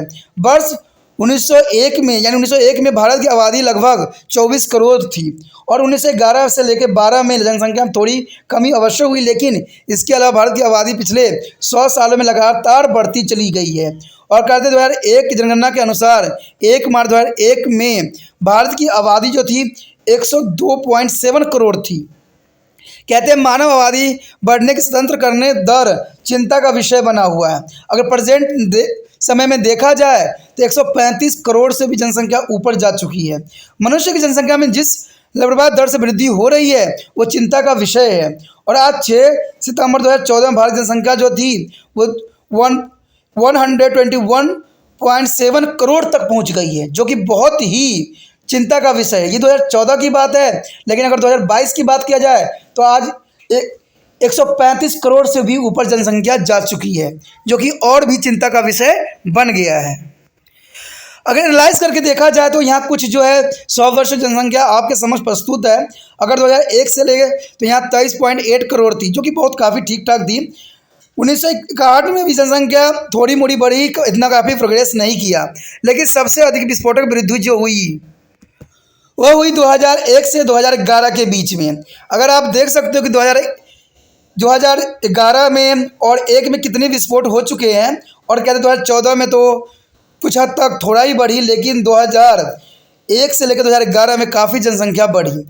और अगर आप देखा जाए 2014 से लेकर 2022 तक तो ये जनसंख्या और भी खतरनाक हो चुकी है और डरा रही है। Our next topic is factor responsible for a population expansion of India. There is a most important factor here. First is advancement in agriculture. Advancement is mainly a factor that agriculture. With the advancement in the agriculture sector, their ability of food has increasing and the leading less of starvation of malnutrition. And second is advancement in the medicine. There is a medicine advance. There with the advancement is a medicines as a very disease is can be controlled now. This has lead to the increasing of lifespan, and thus more and more people live longer, and the reach the reproductive age they produce more children. And third is a most important factor here, a religious and social custom. That is the most important factor for the Indian people. Because of the prevailing social custom and belief, the many people do not accept family planning measuring, leading to rise of population. And there is a most important factor here, industrialization. The advancement in the industrialization helps the better storage and distribution of food, more employment and opportunity, and more properties. The also is a factor here is illiteracy. Literacy is a sizable number of our population of educated, and yet a large potential is still illiterate. They are not aware of the functioning of the reproductive system and hence to the consequence of overpopulation. And is the second last is economical reason. The children, instead of attending school, go to the work and increasing the income of the family. There is a most important factor here, and desire for the male child. There is an important factor for the educated and uneducated person. Their desire for the male child. Even after some acknowledges the general equality, because of participation is the many families, their male child is considered to be estimate for their continuing the name of the family.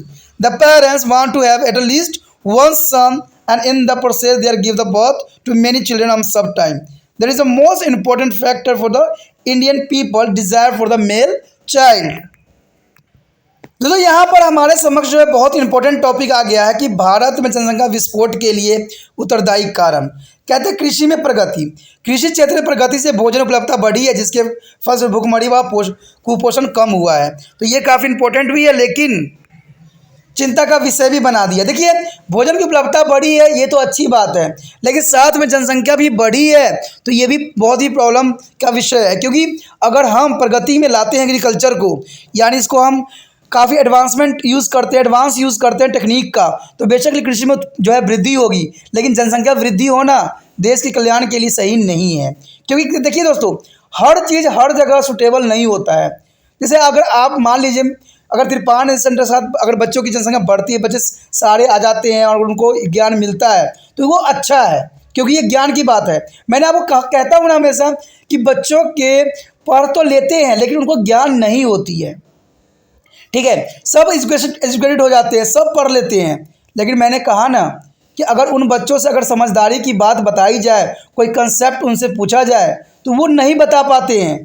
Even मैंने जो बच्चों को मैंने देखा है कि अच्छे school में पढ़ते हैं, फिर भी वो इंग्लिश में याद कर लेते हैं अच्छे से, लेकिन अगर आप उनसे मतलब पूछ लोगे कि इसका अर्थ क्या है, तो वो कहते हैं, अपना मुंह दिखाने लग जाते हैं कि मुझे पता ही नहीं क्या मतलब है। तो पढ़ाई का ये क्या मतलब है कि आप रट तो लेते हो, याद भी कर लेते हो, लेकिन टॉपिक आपको समझ नहीं है। कहते हैं उनका प्रोनाउंसिएशन भी अच्छा होता है। कुछ बच्चे ये भी कहते हैं भाई प्रोनाउंसिएशन घटिया है, बहुत ही बैड है, लेकिन आपको क्या पता कि आपने कॉन्सेप्ट समझा है कि कॉन्सेप्ट में है क्या, कॉन्सेप्ट में कहा क्या जा रहा है। यहाँ पर प्रोनाउंसिएशन की सवाल नहीं उठती, सवाल उठता है कि आपको समझ में आया कि नहीं टॉपिक। प्रोनाउंसिएशन तो मुझसे अच्छा आप कर लेते हो। कहते हैं ना, अगर आप ज़िंदगी के सही एक्सपीरियंस लोगे ना, तो हर एक व्यक्ति जो है इन चीज़ों से परेशान है। ठीक है, तभी तिरपान स्टडी सेंटर जो है एक ही कार्य कर रहा है कि उन बच्चों तक वीडियो पहुंचाने में आपको हेल्प की ज़रूरत महसूस हो रहा है, क्योंकि आप ही वो जरिया हो जिसके जरिए बच्चे तक पहुंचेगा, और बच्चा जो है पूरे जो है टॉपिक को अच्छे से समझ के, हर एक गहराई को समझ के एक अच्छा डॉक्टर बन सकता है, एक लैब टेक्नीशियन बन सकता है, एक अच्छा नर्स बन सकता है। और ये नर्स और ये डॉक्टर सब बनेंगे ना, तो 100% देखना उनको ओवरऑल हर चीज़ का नॉलेज होगा। आज कहीं भी जाइएगा, पहले के समय आप देखिए, पहले के समय में क्या होता था, नाड़ी परीक्षण होता था, नब्स देखते थे, नब्स से ही डॉक्टर को सब कुछ पता लग जाता था कि इसमें कौन सा विकार है, कौन सा बीमारी है, इसका जो है इसका पित्त दोष है या बात पीत है या अग्नि दोष है, क्या दोष है, सब पता लग जाता था। आप लोग शिक्षित रहो और अच्छे से पढ़ाई करो, जो एक सुचारू और जो सुलझा हुआ एक डॉक्टर बनो और सुलझा हुआ एक इंसान भी बनो। तो इसके लिए आपको पढ़ाई ज़रूरी है, और इसलिए जो है इसको व्हाट्सएप स्टेटस पे भी लगाना ज़रूरी है। अगर आप व्हाट्सएप स्टेटस पे लगाते हो, तो हो सकता है कि कोई बच्चा मेडिकल का हो और उसको ये टॉपिक अच्छे से समझ में आ जाए, और वो इसको एक्सप्लेन करने में भी, अगर वो हिंदी में भी समझ लेता है, तो वो अच्छे से इंग्लिश में भी और अच्छे प्रोनाउंसिएशन के साथ भी समझा दे। तो ये तब होगा जब इसको आप व्हाट्सएप स्टेटस पे लगाओगे। चलिए, कहते हैं ये बात तो कुछ मन की भी थी और कुछ कहते हैं दिल की भी थी। इसको बात आपके साथ जाहिर करना, क्योंकि आप ही तो अपने हो, इसलिए मैं आपसे जाहिर किया हूँ। कहते हैं आगे हमारा जो है इसमें चिकित्सा के क्षेत्र में प्रगति। कहते हैं चिकित्सा के क्षेत्र में प्रगति जो है आए दिन होती चली जा रही है, क्योंकि चिकित्सा जो है आपको पता है कि हर जगह नए नए एम्स बन रहे हैं, नए नए टेक्नोलॉजी के सिस्टम बन रहे हैं। चिकित्सा क्षेत्र में प्रगति के परिणाम स्वरूप विभिन्न रोग व नियंत्रण किए जा रहे हैं, जिसमें जीवन की अवधि बढ़ती चली जा रही है। इस प्रकार अधिकतर लोग अधिक उम्र तक जीवित रहते हैं। ठीक है, जननात्मक जो है उम्र प्राप्त करते हैं, उनके बच्चे पैदा करते हैं। तो ये भी बहुत काफ़ी इंपॉर्टेंट है। चलिए, अच्छा है, चिकित्सा की सुविधा है, इससे किसी को प्रॉब्लम नहीं आएगी, लेकिन इससे जो है जनसंख्या को भी नियंत्रण करना अत्यंत महत्वपूर्ण है। कहते हैं सबसे बड़ा कारण इंडिया में बनता है, तो वो बनता है धार्मिक तथा सामाजिक प्रथाएं। ठीक है। सामाजिक प्रथाएं और धार्मिक जो है प्रथाएं, वो दोनों चीज़ें जो बहुत ही जो है खतरनाक फैक्टर है। कहते हैं व्याप्त सामाजिक प्रथाओं और विश्वासों के कारण लोग परिवार के नियोजन के तरीके स्वीकार नहीं कर रहे हैं और इससे आबादी में वृद्धि होती चली जा रही है। ठीक है। कहते हैं उसके बाद औद्योगिकरण। इसके पश्चात औद्योगिकरण में प्रगति से खाद्य से बेहतर भंडारण एवं वितरण में सहायता मिलती है, जिससे अधिक रोजगार और प्रसन्नता प्राप्त हो रही है, जिसकी वजह से औद्योगिकरण की वजह से जनसंख्या निरंतर बढ़ती ही जा रही है। उसके पश्चात अगला जो है निरक्षरता यानी लिटरेसी। देखिए दोस्तों, निरक्षरता जो होती है यानी अनपढ़ता बहुत बड़ी जो है कलंक है। हालांकि हमारी आबादी का एक बड़ा भाग साक्षर है, लेकिन फिर भी आबादी का बहुत बड़ा भाग अभी तक निरक्षर है। इसे इस बात की जानकारी नहीं कि जनतंत्र किस प्रकार कार्य करते हैं, जिसके परिणाम स्वरूप जनसंख्या में तेजी से वृद्धि होती चली जा रही है। अगर मैंने कहा ना, अगर आप भी ये टॉपिक अच्छे से पूरा समझ लेते हो, ये पूरा चैप्टर समझ लेते हो, तो आपको भी समझ में आ जाएगा कि वो कौन सा फैक्टर है जिससे जो है अप्राकृतिक रूप में गर्भ निरोध के रूप में कार्य कर सकती हो। लेकिन ये टॉपिक अच्छे समझोगे तब समझ में आएगा, क्योंकि मैंने बहुत जगह इस बात पे डिस्कस भी किया है कि प्राकृतिक मेथड भी है जिससे हम जो है जनसंख्या कंट्रोल कर सकते हैं। ठीक है। उसके बाद है आर्थिक कारण। बच्चे स्कूल जाने की अपेक्षा परिवार की आय बढ़ाने के लिए काम पर लगा दिए जाते हैं। बच्चे कहीं भी पढ़ने चले जाते हैं, ठीक है, पढ़ते हैं, माँ बाप जो है उनको काम पे ही लगा देना पसंद करते हैं। कभी ये काम कर लो, कभी वो कर लो, फिर इसमें बच्चे शिक्षित कहाँ हो पाएंगे? वो तो बेचारे काम में ही लगे रहेंगे। दो अक्षर भी पढ़ेंगे तो उसको उनको समझ ही नहीं आएगा, क्योंकि वो उनका जो है अधिकतर माइंड जो है फोकस किस पे है? काम पे है। तो पढ़ेंगे कि खाक। तो ये भी बात जो है आर्थिक कारण भी सबसे बड़ा समस्या बन के खड़ी होती है। Problems posed by the increasing of population. There is a most important topic here. The problem posed in increasing population are two types. Is a problem posed to a large family, and secondly is a problem posed to the country. There is a main two factor here. The first is problem for a large family. A large family have many children suffer many problems, such as the first is poor health of the mother. There is a poor health of mother. Because of the frequently pregnancy, the mother may be suffer from a ill health. There is a most important factor of today. Poor housing. The more family members need a more space. The family may be not be able to afford to the good, clean and specific house. The next is economical pressure. The large family will be need a more resource, leading to the immense of economic pressure on the parents and children, affecting the quality of life. There is a mostly economic pressure here. The poor health, the family member may be not be get enough food, leading to the malnutrition and deficiency disease. They will be require constant of medical support. And also because of medical facility being expensive, it may be not be possible to the provide to the everyone a quality of medical support. And the last is the improper of education. Improper of education here. The proper educationally facility from a children may be not be affordable. There is a improper proper education is the most important factor here. And the next is the problem posed to be country. A high population growth has a several environmental implications like overcrowding, decreasing of per capita income, depletion of the foods, land, fuel, consumer resource, such as the problem are listed below. The first is a urbanization and environment degradation. Due to increasing of population, the farmland in the rural area can no longer support additional people. There is a large number of people immigrate to the urban area with the hope of finding jobs and a better life. This is a lead to increase the urban population, and the growth is urban population stress the urban environment by increasing a number of quarter settlement and the slum with no proper sanitations of facility, and thus the causing of air, water and soil pollution behind to the permissible limit. And second, B is increasing the population and transportation.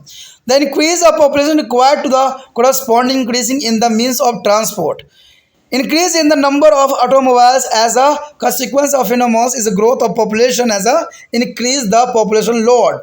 The air pollution, water pollution and soil waste pollution are the main factor of increase of population.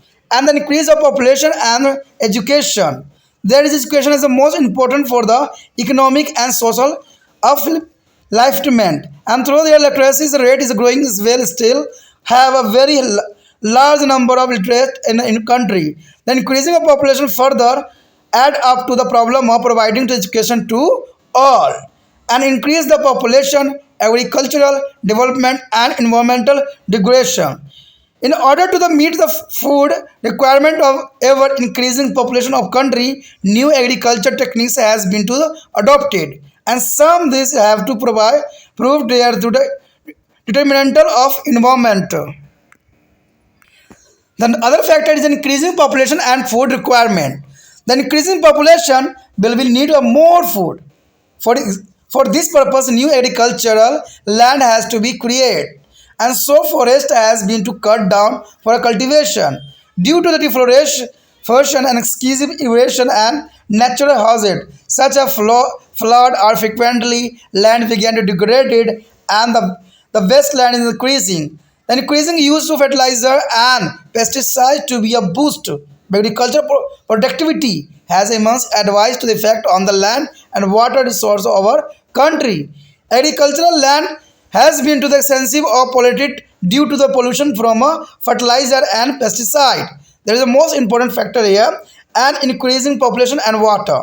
There is increasing population and the water. There is the ability of water is limited. The increasing population need to more water for drinking, bathing, washing, etc. There is a ability of water is become a scarces. The increasing population and depletion of the mineral resource. There is a most important factor here. Our mineral resources are limited once finished. There cannot be replenished. They are not renewable. The more population means the more requirement of minerals, leading to the fast depletion of the mineral resource. The increasing population or depletion of the mineral resource is the most important factor here. And increasing population and depleting energy source. Energy is needed for their almost all our day-to-day activity, and whether to the cooking, transportations, factories, or at home. Presently, we are largely dependent on the fossil fuel such as coal and petroleum for energy. At the current rate of consumption, our fossil fuel reserves will be excluded on the short time. देखिए दोस्तों, यहाँ पर जो है बढ़ती आबादी के कारण उत्पन्न समस्याएं, कहते हैं जैसे जैसे जनसंख्या बढ़ेगी वैसे वैसे बहुत सी समस्याओं का सामना करना पड़ सकता है। कहते हैं ये सरकार को समस्या नहीं रहेगी, ये आम व्यक्तियों की समस्या रहेगी। ठीक है, क्योंकि आम व्यक्ति ही इन जनसंख्याओं को जो है झेलेगी। कहते हैं बढ़ती आबादी उत्पन्न होने वाली समस्याएं दो प्रकार की होती है। एक बड़े परिवार के लिए समस्या, ये परिवार के लिए समस्या किस प्रकार खड़ी करती है, और एक देश के लिए समस्या उत्पन्न करती है।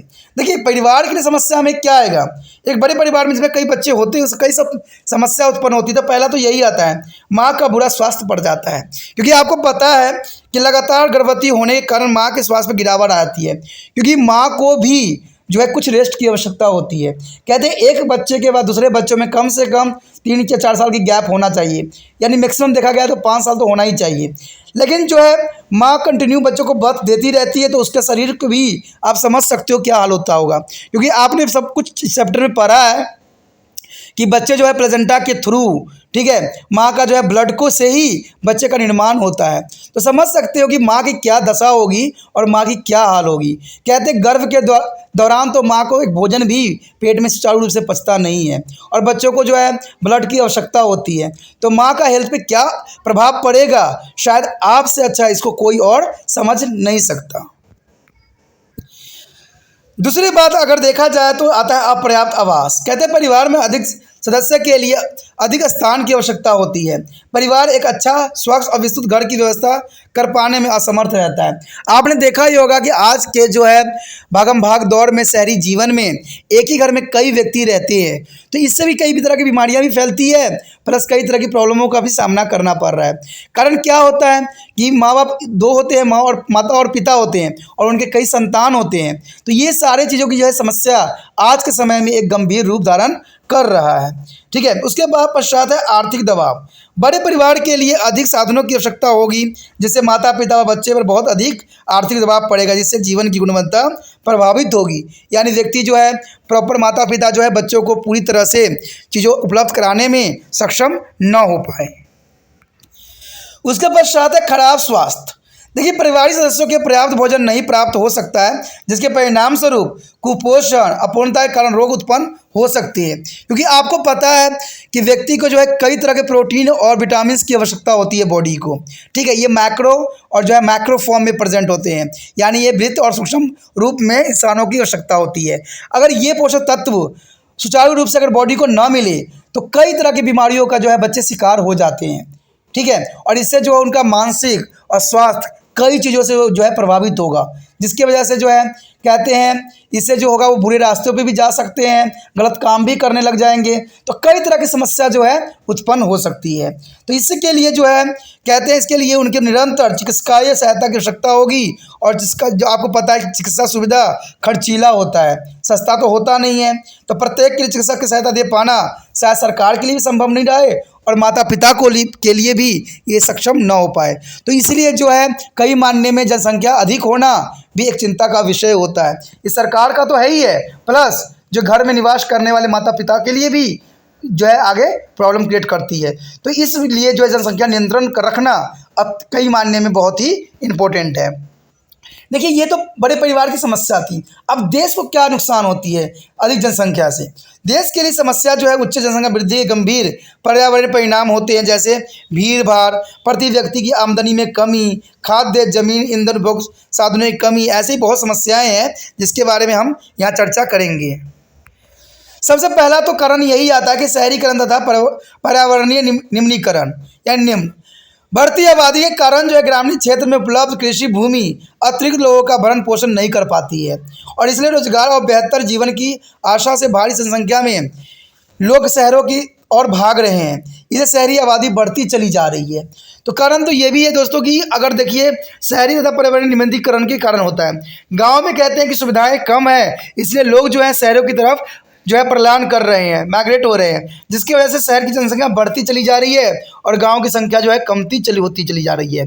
तो अगर गांव में व्यक्ति रहेगा नहीं, आज कोई भी गांव में चले जाओगे तो वहाँ जो है वृद्ध लोग ही आपको नज़र आएंगे, ठीक है, या औरतें ही नज़र आएगी। यहाँ पर जितने भी व्यक्ति हैं जो कि पुरुष हैं वो कमाने के लिए बाहर विदेश या शहरों में निवास कर रहे हैं, और वो क्या करते हैं एक ही क्वार्टर्स में बहुत सारे लोग मिलके रहते हैं। तो ये सारे कारण जो है बढ़ती आबादी के कारण ही ये सारे प्रॉब्लम बढ़ती चली जा रही है। कहते हैं शहरी आबादी में वृद्धि के परिणाम स्वरूप शहरी पर्यावरण पर दबाव पड़ रहा है, तंग आवासें हैं, वृद्धि होने से झुग्गियाँ, झोपड़ियाँ, स्लम की संख्या बढ़ती चली जा रही है। कहते हैं अगर भारत में देखोगे कोई भी शहर में चले जाओ आपको स्लम एरिया ज़रूर दिख जाएगी। ठीक है, ये बहुत बड़ी विडंबना है, और ये स्लम एरिया तो होती ही होती है, प्लस इनके स्वास्थ्य, सेहत और घर की जो व्यवस्था होती है बहुत ही बुरी होती है, जिसके बारे में आप पढ़े भी होगे और जाने भी होगे, जिसमें जो है पर्याप्त स्वास्थ्य सुविधाएं नहीं होती है, जिससे वायु, जल और मृदा प्रदूषित उचित जो है सीमा से काफ़ी अधिक हो जाती है। तो कहते हैं सरकार हर बात करना जानती है, हर बात सोचना जानती है, लेकिन जो वहाँ वायु दूषित है और जल दूषित है उस पर कोई कदम नहीं उठाया जा रहा है।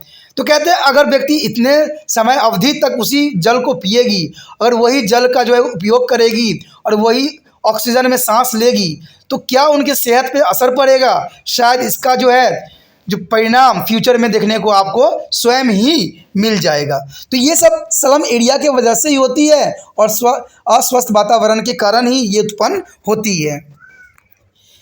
कहते हैं बढ़ती आबादी व परिवहन। देखिए, आबादी में वृद्धि के साथ साथ जो है परिवहन के साधनों में वृद्धि आवश्यक हो जाती है, क्योंकि आपको पता है अगर आप अकेले थे, स्वयं थे, तो आप एक गाड़ी से भी काम चला लोगे, लेकिन अगर आपके बच्चे बड़े हो गए तो उनके लिए भी गाड़ी खरीदना पड़ेगा। तो ये परिवहन जो है बढ़ती चली जाती है। आबादी में असाधारण वृद्धि के परिणाम स्वरूप मोटर वाहनों में वृद्धि के कारण वायु प्रदूषण, जल प्रदूषण और ठोस अपशिष्ट प्रदूषण में काफ़ी वृद्धि हो गई है। ठीक है, आजकल व्यक्ति देखते हो कि घर के कचरे जो होते हैं, बहुत सारे सदस्य रहते हैं, कई अमाउंट में कचरे निकलते हैं और इसको रोड पे ही फेंक के आ जाते हैं, जो कि साधारण बात है।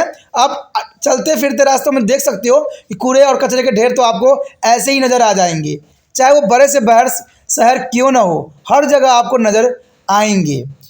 बढ़ती आबादी व शिक्षा। कहते हैं आर्थिक व सामाजिक उन्नति के लिए शिक्षा सर्वाधिक महत्वपूर्ण है। यद्यपि साक्षरता दर में वृद्धि हो रही है, तब देश में बहुत अधिक संख्या में निरक्षर लोग हैं। बढ़ती आबादी के कारण सभी को शिक्षा प्रदान किए जाने से और अधिक समस्या उत्पन्न हो जा रही है। देखिए, सभी को शिक्षा प्रदान किए जाने में कि हो ही नहीं रहा। कहते शिक्षा प्राप्त कैसे होगा? अगर आप एक क्लास में बच्चों को देखोगे आज के समय में, तो 100 बच्चे एक क्लास में भरे पड़े होते हैं, चाहे वो सरकारी हो चाहे प्राइवेट हो, हर जगह यही व्यवस्था है। 40 बच्चे के लिए एक अगर मैडम आ रही है पढ़ाने के लिए, तो आप ही थोड़ा विचार कीजिए कि 40 बच्चों को जो मैडम है 45 मिनट के पीरियड में कि कैसे सारे बच्चों को देख लेगी, कैसे सारे बच्चों को एनालाइज कर पाएगी। और सरकारी स्कूल में तो इससे भी बहुत बुरा विडंबना है, वहाँ पर तो एक क्लास में कम से कम 100 बच्चे भरे हुए रहते हैं। तो आप सोचिए कि इन बच्चों की जो है कैसे मनोदशा बढ़ेगी और कैसे ये शिक्षित होंगे। क्या टीचर सभी बच्चों पर ध्यान दे पाएगी?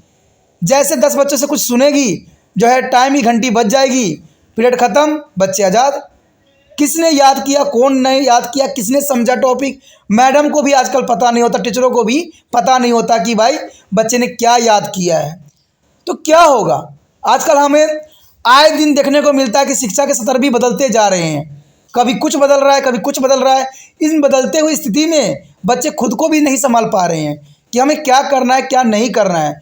कई अच्छे से टॉपिक भी थे, उनको काट के हटा दिया गया है, बहुत छोटा सिलेबस कर दिया है। सिलेबस छोटा होने का मतलब यही होता है कि आज के समय में जो बच्चे पढ़ रहे हैं उनका माइंड जो है बहुत ही कमज़ोर हो गया है।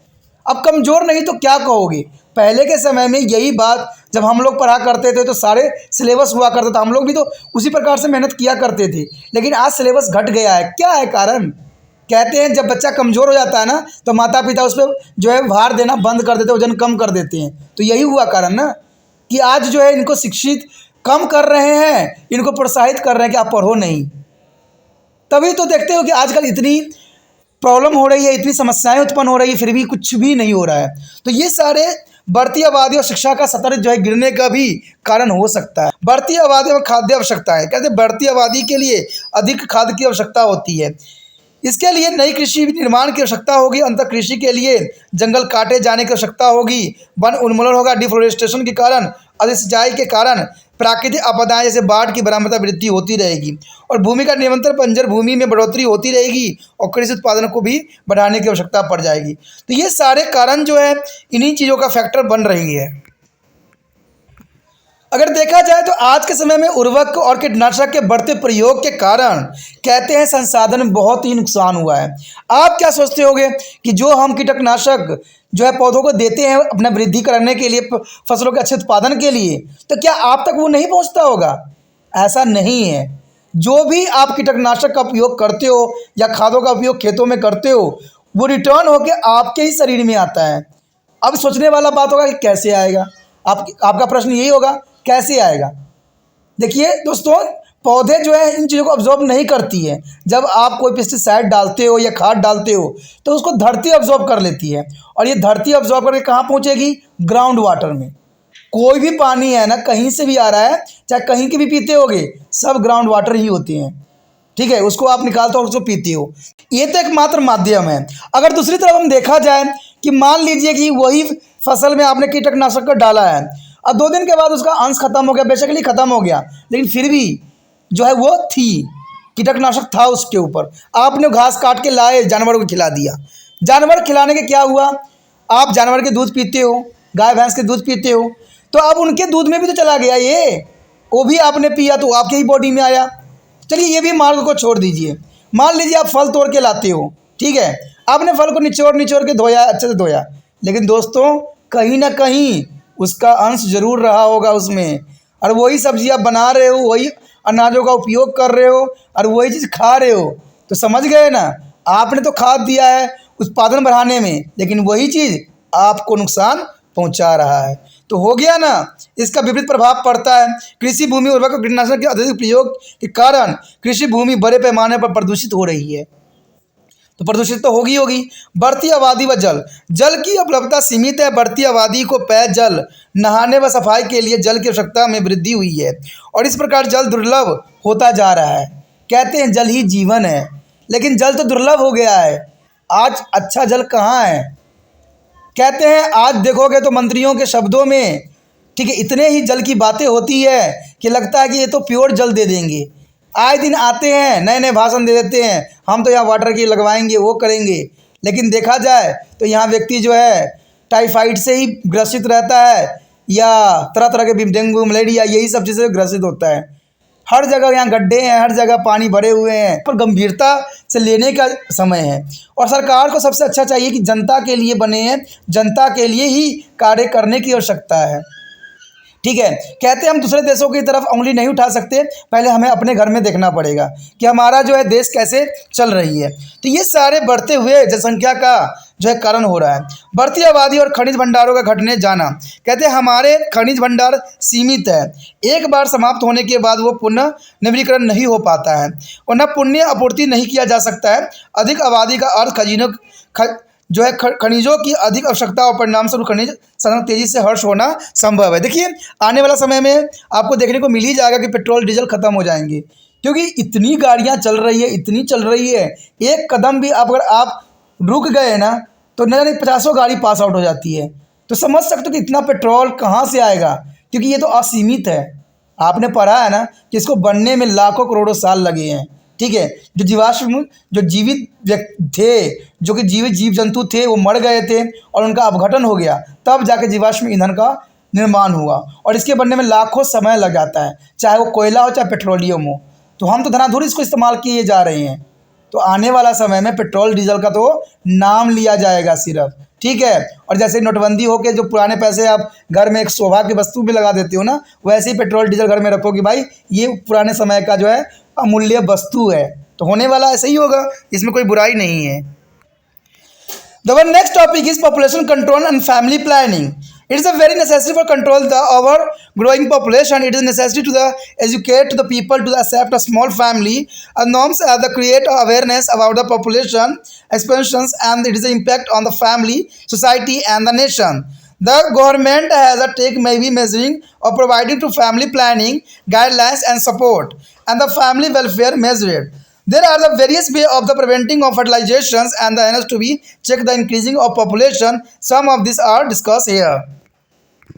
The first is education. The education is the most effective method for the control of population is to impact of education to be a message about the consequence of population expansion and make them to the aware of various way of fertility control. The education helps to make a people aware and advantage of a small family and disadvantage of a large family. Our next topic is prevention method of population control and family planning. There are following are some method of birth control. The first is Ramtham method. The period is a maturation cycle before a ovulation phase, the interphase shape period. As no egg is available for the fertilization by the sperm, this method, however, to not be reliable. And the use of condom in a male and the diaphragms in a female prevent the sperm from the meeting the ovulated eggs. And third is the anticoagulation device, such as a copper T are inserted in the female body so that implantation is not be possible. This matter required to advise to the help from the medical doctor. And then next is the oral contraceptive pill, or the tablet which have to be a take up per direction from a medically practitioner, and this pill is interfere with the accumulation and the turn a prevent of fertilization. And there are fifth is a vasectomy and tracheotomy.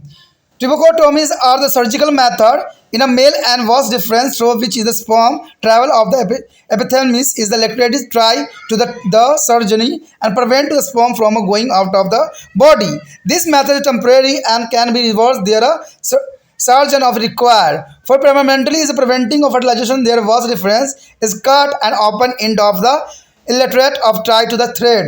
And tracheotomy is a sterilization of a human cutting to fallopian tubes and the electrolytes there is thus them some ability X cannot pass down to fertilization. And in case a preventive of measuring fail or if there are factors are found to be detect, the factors maybe have to be avoided. The last absorption of the medical determination of pregnancy and means MTP. It is remove the unwanted factors from to mother body. However, it is advised to away or seek professionally medical help to MTP. देखिए दोस्तों, यह जनसंख्या नियंत्रण और परिवार नियोजन के विषय में है। कहते हैं अत्यधिक बढ़ती आबादी को नियंत्रण करना बहुत ही आवश्यक है। लोगों को छोटा परिवार मानदंड और अपनाने के लिए शिक्षित करना आवश्यक है।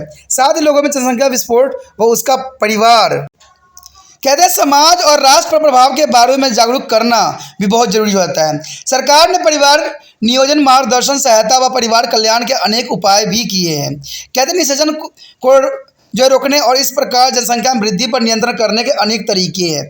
इसमें कुछ का वर्णन हम यहाँ पढ़ेंगे। सबसे पहले शिक्षा आता है। देखिए दोस्तों, शिक्षा क्या है? शिक्षा बहुत बड़ी सवाल उठता है कि शिक्षा है क्या? क्या वो बच्चे शिक्षित हैं जिनको सब कुछ तो समझ है, रट लेते हैं, पास भी होते हैं, अच्छे मार्क्स भी ले लेते हैं, लेकिन उनको जो है टॉपिक का समझ ही नहीं है? क्या वो व्यक्ति शिक्षित है?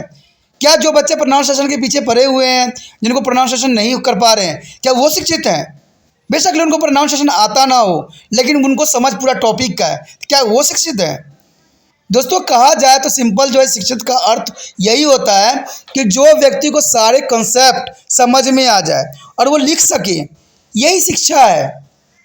तभी तो आपको पता है कि त्रिपाण स्टडी सेंटर जो है उन बच्चों के हेल्प के लिए ये जो है बनाया है चैनल, जो बच्चों को अधिक समझ नहीं आ पा रहा है।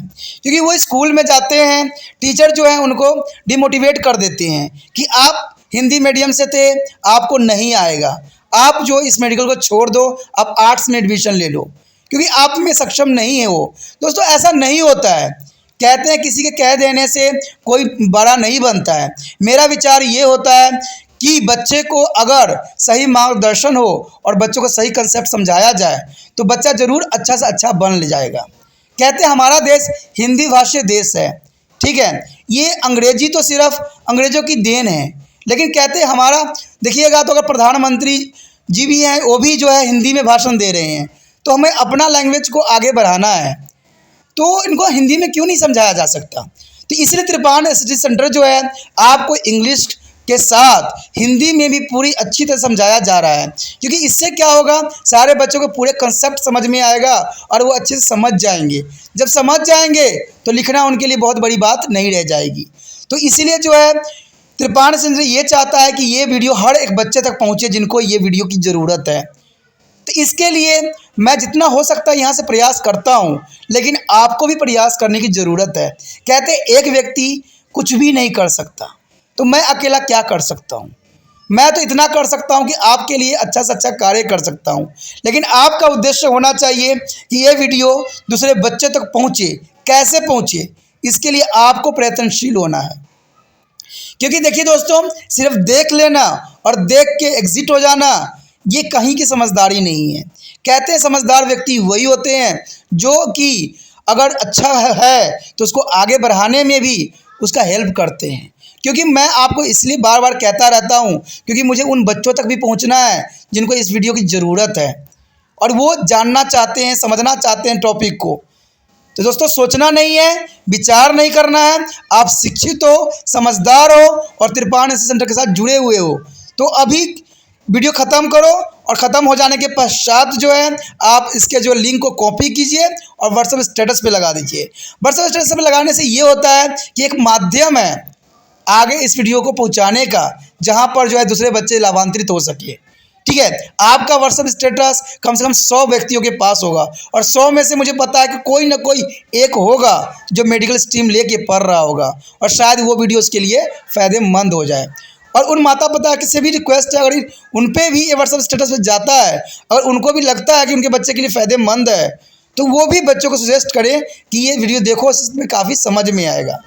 क्योंकि तभी देखिए, पढ़ाई लिखाई सिर्फ बच्चा नहीं करता है, माता पिता भी करते हैं। ठीक है, जो टीचर पढ़ाता है वो भी बार बार उसी कॉन्सेप्ट को पढ़ता है, समझाता है। तो सोचना नहीं है, विचार नहीं करना है, व्हाट्सएप स्टेटस पे लगाना है और आगे बढ़ना है। देखिए, शिक्षा इसी को कहते हैं। शिक्षा का अर्थ यही होता है दोस्तों कि जनसंख्या नियंत्रण की सर्वाधिक प्रभावशाली विधि लोगों को जनसंख्या विस्फोट के परिणाम व जन क्षमता नियंत्रण के अनेकों तरीकों के बारे में जागरूक बनाना है।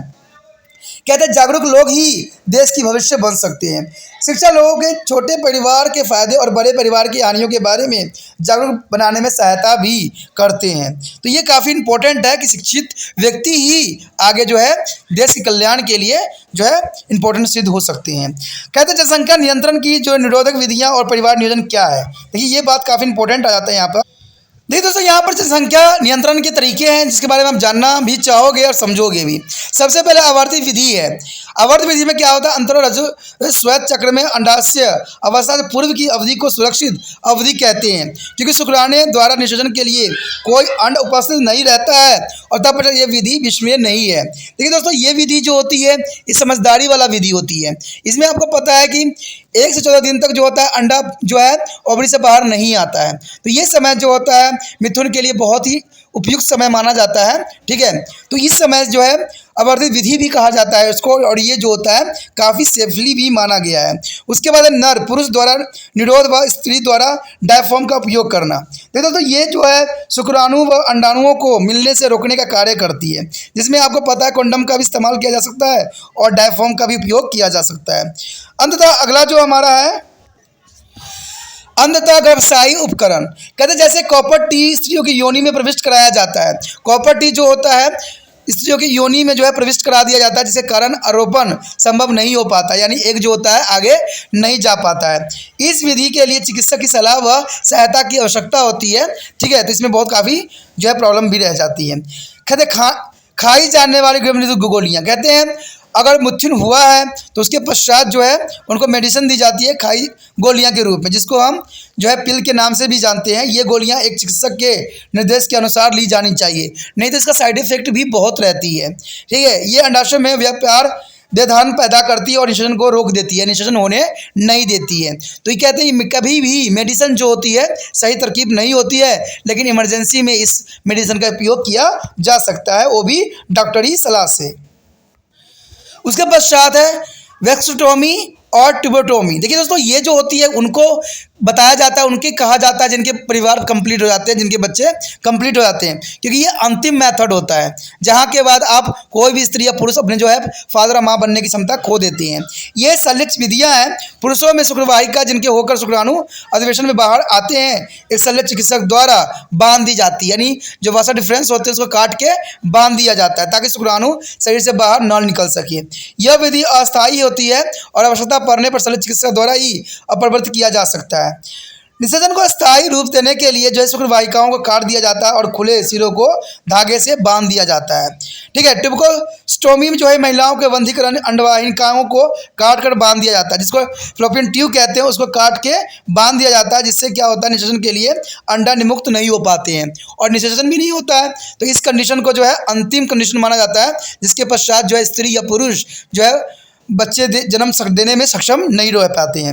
यदि रोकथाम की विधियां असफल हो गई है तो भ्रूण में कोई दोष पाया जाता है तो उसको गर्भपात भी कराया जा सकता है। उसके पश्चात है गर्भपात या गर्भ समाप्त का चिकित्सकीय समापन, यानी मेडिकली ट्रीटमेंट ऑफ प्रेगनेंसी। कहते हैं एमटीपी कहते हैं। एमटीपी यह मनचाहे गर्भ को सिर्फ शरीर से बाहर निकालने की विधि है, या इसको अबॉर्शन भी कह सकते हो। तब इसके लिए कुशल चिकित्सक की सलाह ली जानी चाहिए, जो कि बहुत इंपॉर्टेंट होता है। इसमें औरतों को कई तरह के जो है समस्याओं का सामना भी करना पड़ जा सकता है। तो इसी के साथ जो है हमारा ये चैप्टर खत्म हो गया। चैप्टर बहुत ही इंपॉर्टेंट, बहुत ही इंटरेस्टिंग और बहुत ही फायदेमंद है। ठीक है, तो इसलिए जो हो जितना हो सके इसको शेयर कीजिए, दूसरे बच्चों तक पहुंचाइए और आप भी सब्सक्राइब कर लीजिए, तभी जो है आपको फिजिक्स केमिस्ट्री का भी जो है वीडियो आपको प्राप्त होगा। अगर सब्सक्राइब करके नहीं रखोगे तो शायद आप उन वीडियो से अनभिज्ञ हो जाओगे, क्योंकि जब भी आप रिसर्च करोगे कोई भी टॉपिक ये चैनल नहीं आता है। ठीक है, दूसरे चैनल आएंगे क्योंकि उनके पास बहुत टेक्नोलॉजी है, बहुत साधन है, इसलिए वो जो होते हैं वो जो है यूट्यूब पे अपना चैनल को सबसे आगे कर लेते हैं। ठीक है, तो जब भी अगर नाम भी लिखोगे त्रिपाणी सेंटर भी लिखोगे तभी दूसरे व्यक्ति के वीडियो ही नज़र आती है। ठीक है, ये जो बहुत नीचे आएंगे, तो इसलिए कहता हूँ सब्सक्राइब करके रख लीजिए, जिससे कि आपको वीडियो प्राप्त होगी। मुझे इससे कोई फ़र्क नहीं पड़ता है कि रिसर्च करते हो तो किसी और की वीडियो आती है, किसी और के देखते हो। मेरा सिर्फ एक ही उद्देश्य है कि आपको कहीं से भी ज्ञान प्राप्त हो, सही ज्ञान।